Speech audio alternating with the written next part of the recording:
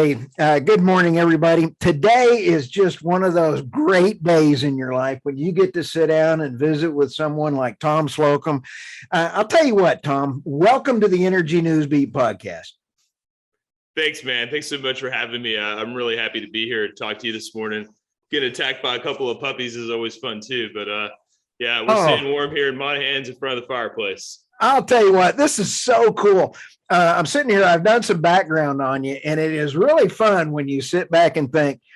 We're going to back up just a little bit and say, love the cowboy hat. We're both Texicans, and I really am going to have a lot of fun with this.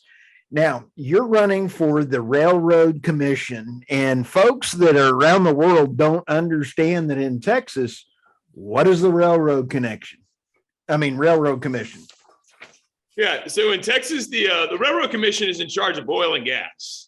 We're in charge of regulating all oil and gas, believe it or not. And you might not know that by the name. So, that's the first question I get everybody's mouth. What do you mean the Railroad Commission, right? So, you got to do the 30-second explainer. So it's great campaign topic. Gives me something to talk about immediately, just because it's like, hey, here's something immediately that people have an issue with, usually right off the bat is the name of the place. But yeah, it's oil and gas. And in Texas, oil and gas is a little bit important because I hope that was not your stomach, because if that was a puppy. Puppies playing around. I love it. When you sit back and think about energy, we're in a worldwide energy crisis right now. And when you sit back and think about how important Texas is to the United States, I love your Yeti there, man. Don't mess with me. Like don't tread on me. Wow.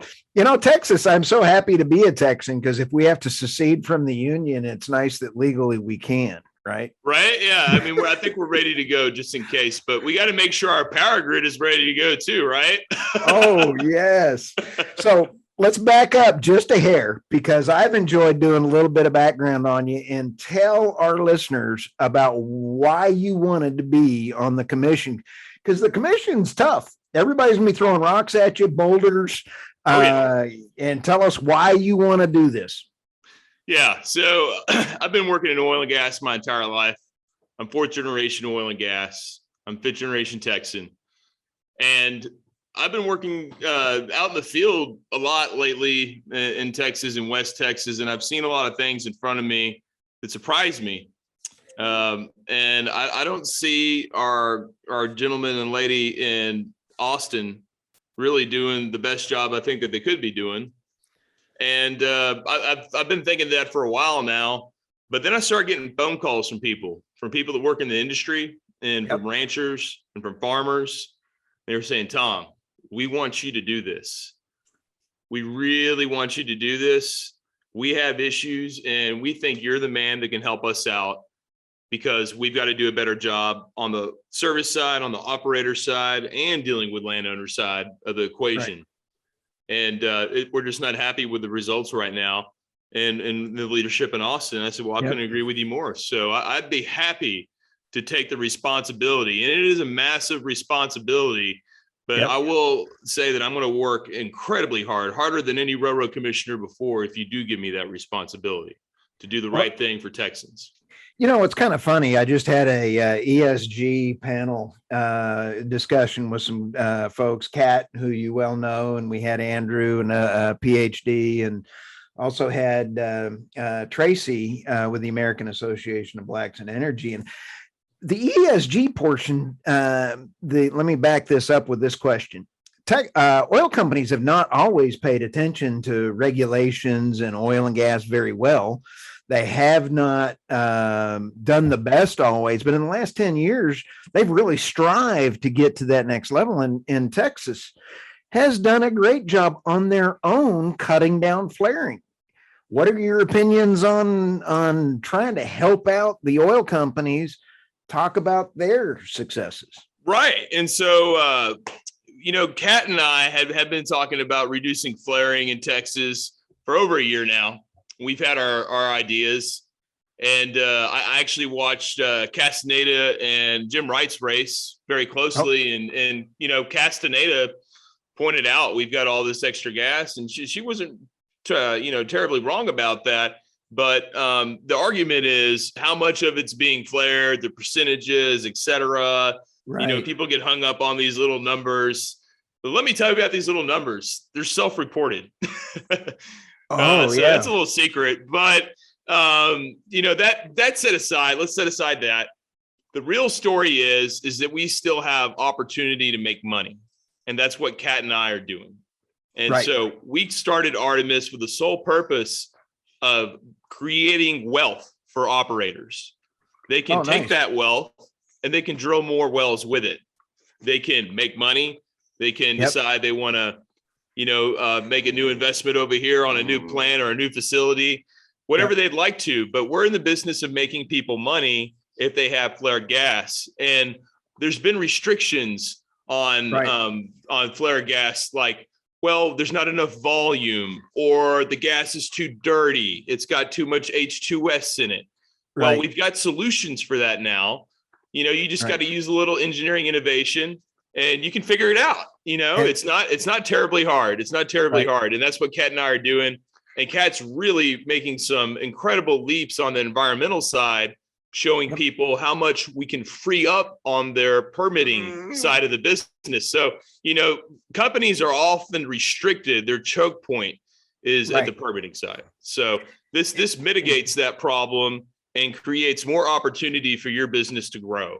It's just a great opportunity for people to invest, make money. And there's still lots of gas out there. There's still all this opportunity. We've got to take advantage of it. We got to create more wealth in Texas.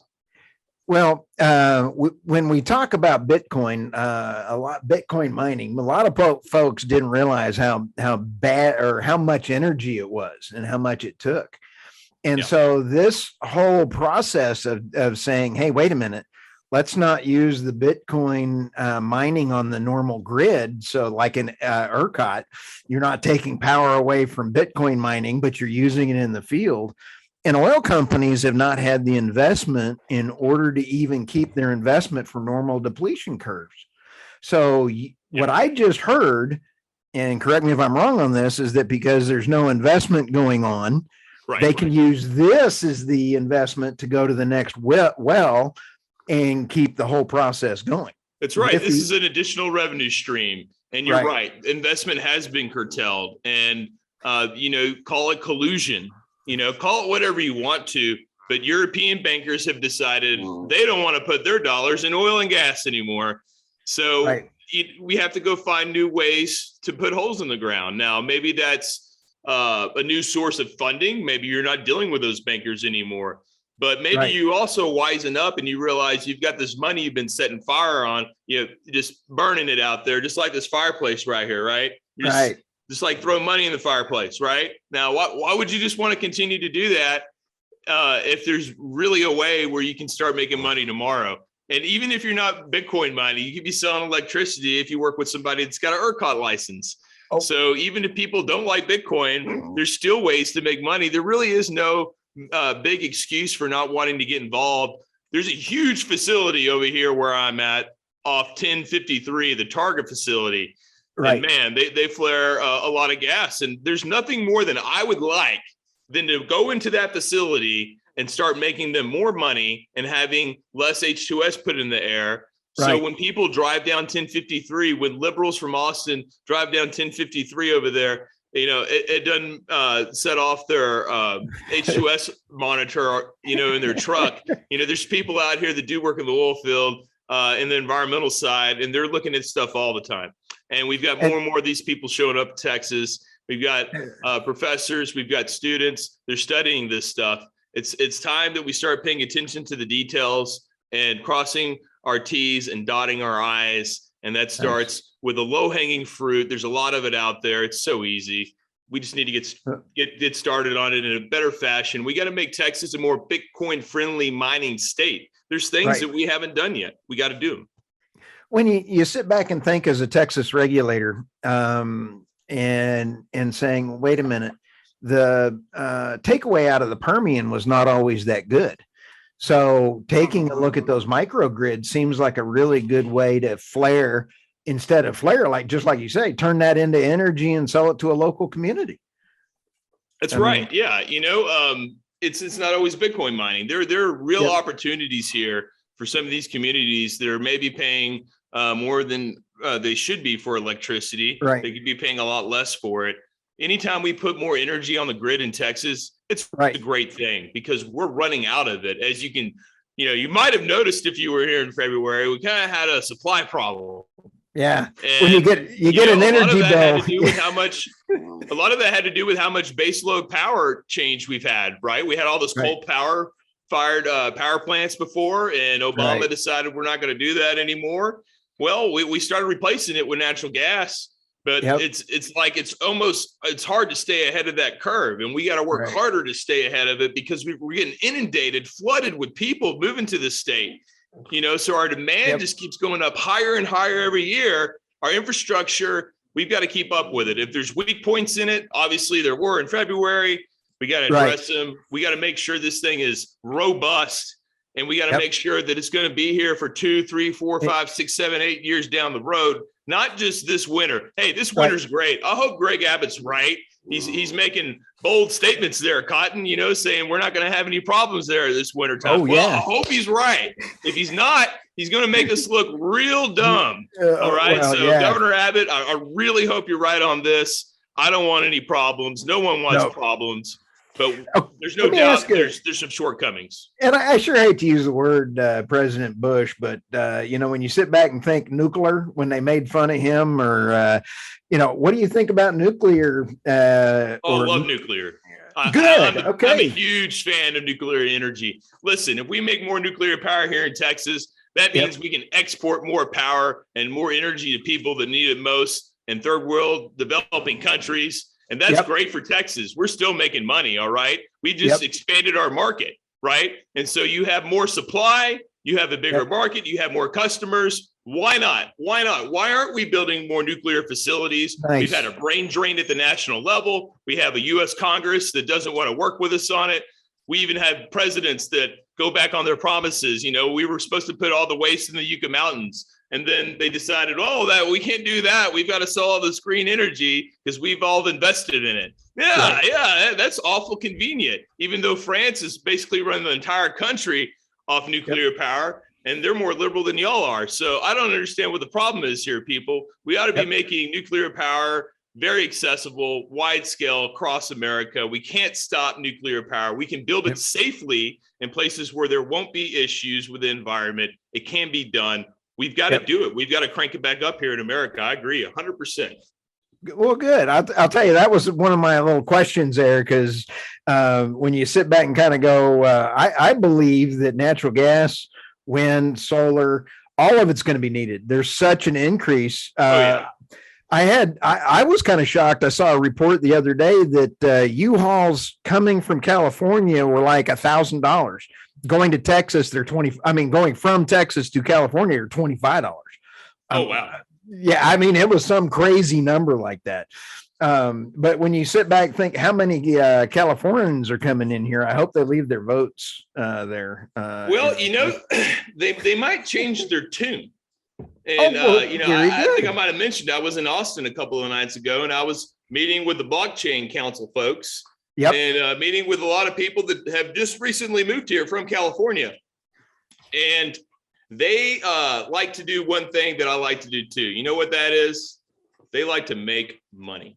Believe it or not. These people moved here for work, and they want to make money. Now, go figure, they're going to make more of it here in Texas. And when I get up there and I talk to them about the opportunities in crypto and the opportunities in blockchain, and how I want to make sure we move that forward in the industries and oil and gas and energy here and foster it, because we know that those technologies make us more money, right?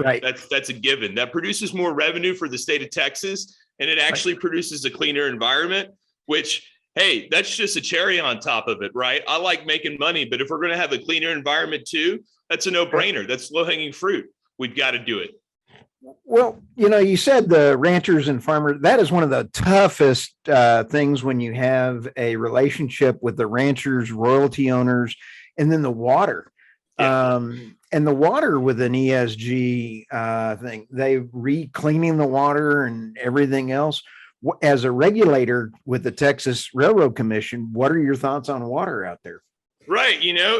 That often is something that most people running for railroad commission don't want to touch with the 10-foot pole. The ranchers and the farmers, they've historically clashed with the railroad commission. Right. And they haven't got along. The Farm Bureau doesn't really get along with the Railroad Commission. And they've got reasons for that. They've got cattle ranchers and they've got farmers whose voices aren't heard often by the Railroad Commission. And, it's my feeling that these railroad commissioners that we've been electing, most of them, for the most part, are not there for all Texans. They're only there for a certain segment of Texans, the people that work in the big oil and gas companies, not the small ones, but in the very big ones, and we can't continue on with that. That's borderline crony capitalism on some of the stuff I'm witnessing out here.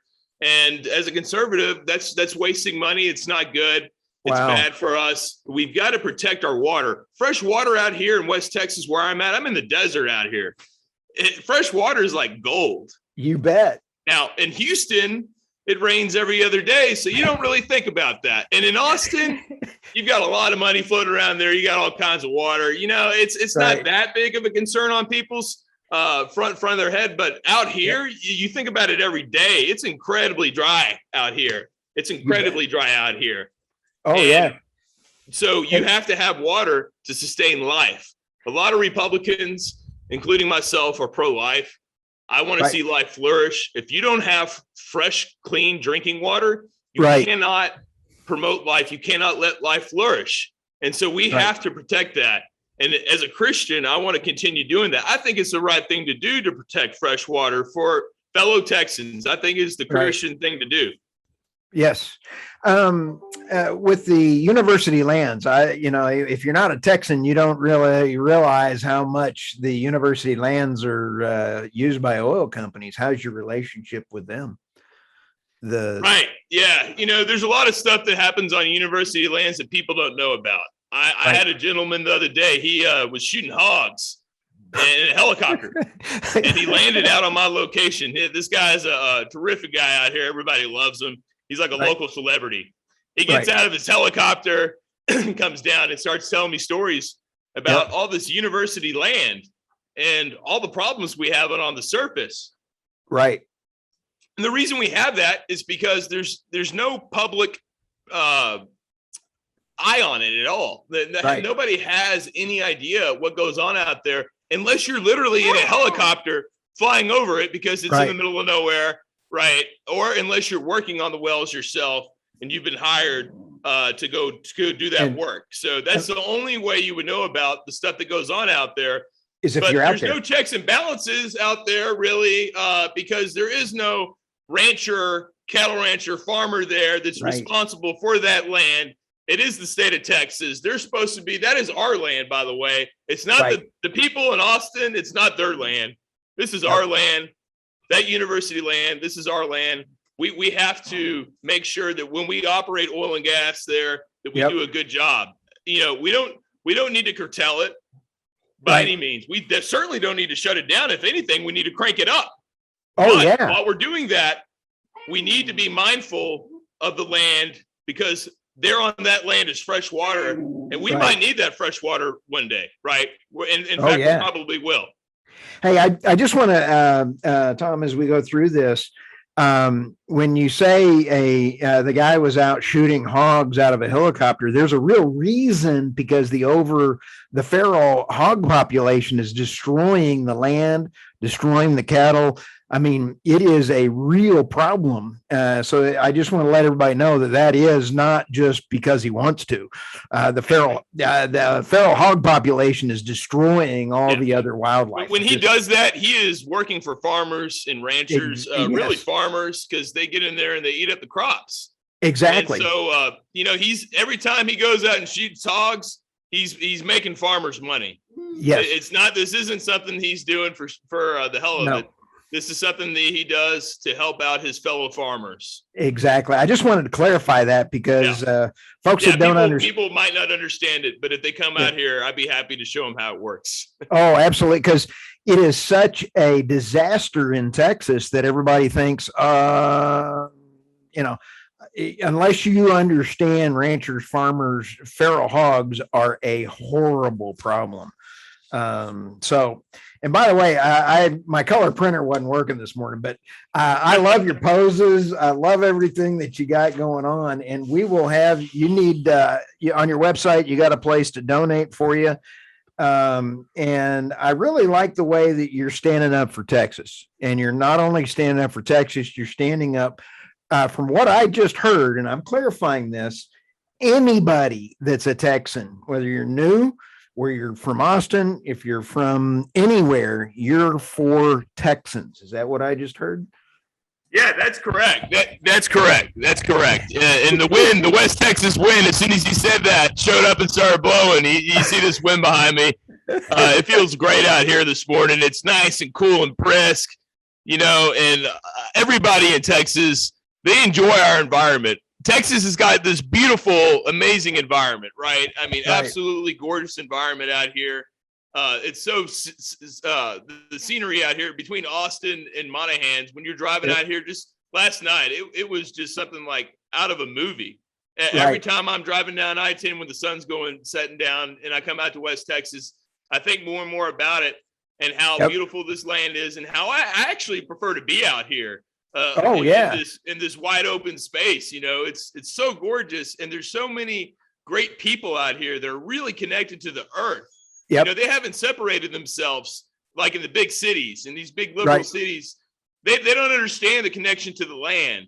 And if you are out here, you will understand the connection to the land, and you'll understand while it's important to protect it, and while it's important to do everything we can to protect our industry as well at the same time, because we've got to have the cash flow in Texas to run this show. It's expensive. Texas is a big state, and we've been relying on oil and gas royalties for a long time. We have to continue that. That is part of our DNA. We are the energy capital of America. We are the energy capital of the world. Houston is the energy mecca of the world. That's not going to stop. But what needs to stop is what we do with our land, and how we treat our ranchers and our farmers. A lot of that is going to have to come to a stop. We're going to have to do a better job at that. And it starts right here. You can start by electing me. You can go to slocumfortexas.com, visit the webpage, drop in a small donation. I'd really appreciate it. Every little bit helps, but we really do want to help out Texans here. That is the goal, to work for all Texans. I've got a big passion for the disproportionately impacted communities. It seems like high cost of power really get the poorer communities in the drive-through. And if you're going to tell me that you're going after keeping the power costs down, and that you're going to help everybody in Texas, that's pretty strong. That's my message. You just nailed it. I want to help all Texans. I want us to have the most power supply possible. I want us to have the most reliable sources of energy, and I want to do it the best way we can to produce the best image for our industry and for the state of Texas. We know we can. Texas can be number one in everything if we choose to. We just have to put our minds to it, and it will be. But we have to have agreement with leadership, and we need bold leadership. And Wayne, he's just not going to get the job done. I'm sorry. It's not going to happen. But so it sounds like I think the puppy just chimed in on that. I think the puppy agreed with me on that. Wayne's got to go. But I'll tell you what, we're going to send this out. We're going to put it out to all of our channels. And I'd like to stay in touch with you. And as you get through with any special announcements or anything, please let us know. We'd love to hear your side of anything that's going on. Because being a Texarkan, people don't need to be burning fire in their back to heat their house. So, we shouldn't have to go back to Texas in the 1880s. I enjoyed Texas in the 1880s. Don't get me wrong. I could live just like this out here off the fireplaces. We got 4 or 5 of them laying around here.